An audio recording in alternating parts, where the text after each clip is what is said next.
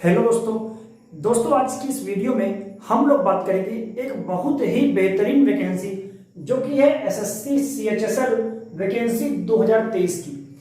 दोस्तों इस वैकेंसी के बारे में आज की इस वीडियो में आपको कंप्लीट जानकारी मिलने वाली है। दोस्तों जो वैकेंसी है एसएससी सीएचएसएल की, ये वैकेंसी जो है एसएससी के द्वारा निकाली जाती है।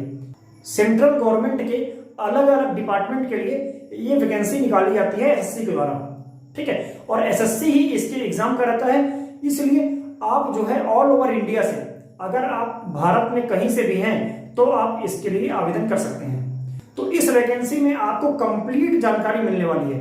इस वीडियो को देखने के बाद आपका कोई भी डाउट शेष नहीं रहेगा। तो आइए स्टार्ट करते हैं, लेकिन उसके पहले अगर आप हमारे चैनल पर नए हैं तो चैनल को सब्सक्राइब कर लीजिए, क्योंकि इसी प्रकार के गवर्नमेंट जॉब रिलेटेड वीडियो आपको हमारे चैनल के माध्यम से मिलते रहेंगे, ठीक है। तो आइए स्टार्ट करते हैं। तो सबसे पहले बात करते हैं कि आपके आवेदन स्टार्ट कब से होंगे। तो देखिए, आपके जो आवेदन है वो 9 मई से आप आवेदन कर पाएंगे। 9 मई 2023 से 8 जून 2023 तक आप इसके लिए आवेदन कर पाएंगे, ठीक है। तो बात करें कि कुल कितने पदों पर ये वैकेंसी आएगी, तो यहाँ पर 5000 से अधिक पद आपको देखने को मिल सकते हैं इस वैकेंसी में, ठीक है। 5000 पद यानी बहुत अच्छी वैकेंसी है। अगर आप मेहनत कर लेते हैं तो आप निश्चित मानिए कि एक पोस्ट इसमें से ले जाएंगे, ठीक है। अगर हम बात करें आयु सीमा की कि कितनी उम्र आपकी हो कि आप इस फॉर्म को भर सकें, तो अगर हम बात करें यूआर कैटेगरी की और ईडब्ल्यूएस वालों की, तो यूआर और ईडब्ल्यूएस वाले अगर आप 18 साल से 27 साल तक हैं तो आप इस फॉर्म को भर सकते हैं, ठीक है। यहाँ पर ओबीसी वालों को 3 साल की छूट मिलती है और एसटी एससी वालों को 5 साल की यहाँ पर छूट मिलती है इस वैकेंसी में। तो 18 साल से हो गया 27 साल किसका, यूआर कैटेगरी का और ईडब्ल्यूएस कैटेगरी का।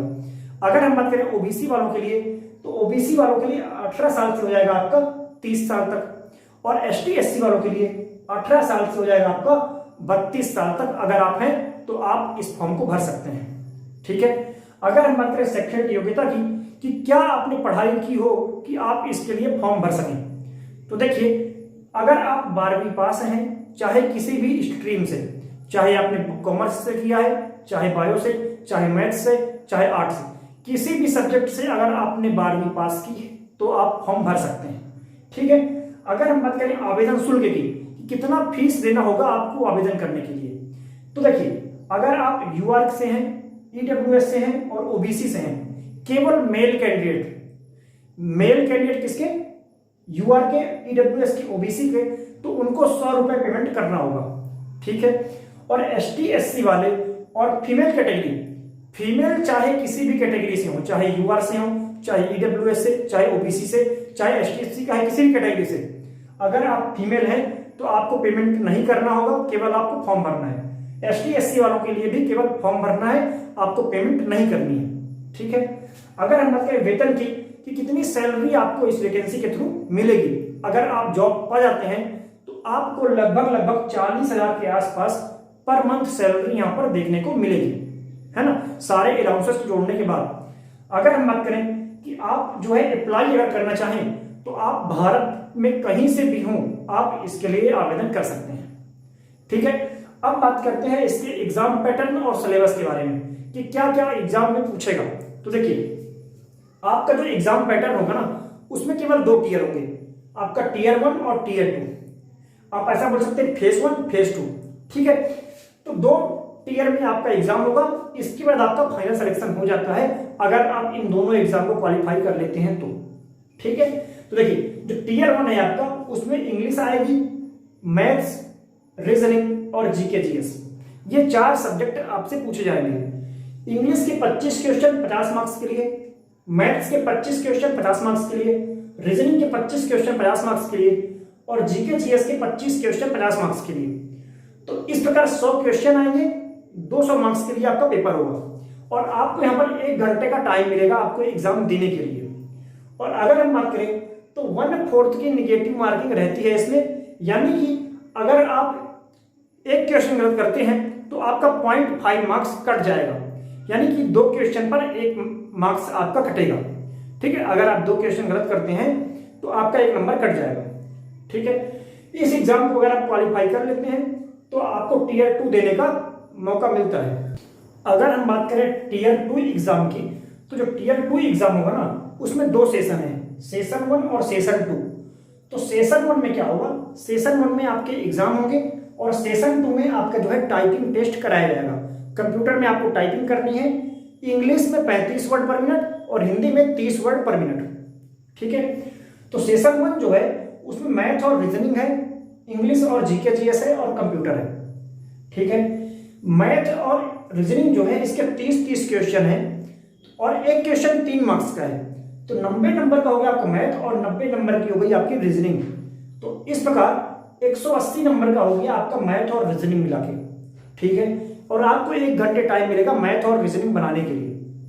इसके बाद इंग्लिश और जीके जीएस, तो इंग्लिश के 40 क्वेश्चन और जीके जीएस के 20 क्वेश्चन। तो हो गया एक क्वेश्चन 3 मार्क्स का, तो 120 नंबर का आपका इंग्लिश हो गया और 60 नंबर का आपका हो गया जीके जीएस। तो 180 नंबर का आपका हो गया इंग्लिश और जीके जीएस, और इसको बनाने के लिए आपको 1 घंटे टाइम मिलेगा। उसके बाद जैसे ये खत्म होगा उसके बाद चला जाएगा आपको कंप्यूटर। कंप्यूटर के 15 क्वेश्चन आएंगे और एक क्वेश्चन 3 मार्क्स का, तो 45 नंबर का हो गया आपको कंप्यूटर, और इसके लिए आपको 15 मिनट टाइम मिलेगा, है ना। ये हो गया math, reasoning, English, GK GS और कंप्यूटर। अब इसमें जो कट ऑफ बनेगा वो केवल इसके आधार पर बनेगा, इसमें कंप्यूटर के नंबर जोड़े नहीं जाएंगे, केवल आपको क्वालिफाई करना होगा कंप्यूटर को। ठीक है, आपको इसमें ज्यादा से ज्यादा मार्क्स लाने की कोशिश करनी है ताकि आप इसमें से एक सीट अपनी ले सकें। कंप्यूटर में कितना भी नंबर आए, केवल आपको केवल क्वालिफाई करना है। आपको बहुत ज्यादा नंबर भी नहीं चाहिए और बहुत कम भी नहीं चाहिए, क्योंकि कम होगा तो आप बाहर हो जाएंगे। लेकिन इन 4 में अगर आप अच्छे नंबर ला लेते हैं तो आप इस एग्जाम को क्वालिफाई कर लेते हैं, तो आप इस एग्जाम को क्वालिफाई कर सकते हैं। ठीक है, यानी कि मेरिट में केवल यही 4 सब्जेक्ट के नंबर आपसे जोड़े जाएंगे ये। ठीक है, कंप्यूटर का नंबर आपसे जोड़ा नहीं जाएगा। अब सेशन 2 की बात करते हैं, तो सेशन 2 में होता है आपका टाइपिंग टेस्ट, और टाइपिंग टेस्ट 2 प्रकार से यहां पर होगा। एक होगा डाटा एंट्री ऑपरेटर के लिए और एलडीसी और जेएसए के लिए। देखिए, जो 5000 पोस्ट आती है यहाँ पर, इसमें 3 प्रकार की पोस्ट रहती है। एक होती है जेएसए की, एक होती है एलडीसी की, और एक होती है आपकी डाटा एंट्री ऑपरेटर की। ठीक है, ये हो गई 3 प्रकार की पोस्ट। तो जो डाटा एंट्री ऑपरेटर की पोस्ट है उसके लिए 15 मिनट आपको टाइपिंग कराई जाएगी। एलडीसी और जेएसए के लिए आपसे 10 मिनट की टाइपिंग कराई जाएगी। तो अगर आप जो है इन दोनों स्टेज को सफलतापूर्वक पार कर लेते हैं तो आपको जो है डॉक्यूमेंट वेरिफिकेशन के लिए बुलाया जाएगा और आपको यहाँ पर जॉब मिल जाएगी। ठीक है, तो आशा करता हूँ कि कंप्लीट जानकारी आपको समझ में आई होगी। अगर आपको इस वैकेंसी से जुड़ा या किसी और प्रकार का डाउट है तो आप कमेंट में पूछ सकते हैं, तो आप कमेंट में पूछ सकते हैं। ठीक है, आशा करता हूँ कि वीडियो पसंद आया होगा। अगर आपको वीडियो पसंद आता है तो वीडियो को लाइक करें, शेयर करें और हमारे चैनल को सब्सक्राइब करें। साथ ही बेल वाला जो आइकन है उसको जरूर दबाइए ताकि जब भी हम वीडियो डालें तो आपके पास नोटिफिकेशन सबसे पहले पहुंच जाए। ठीक है, धन्यवाद।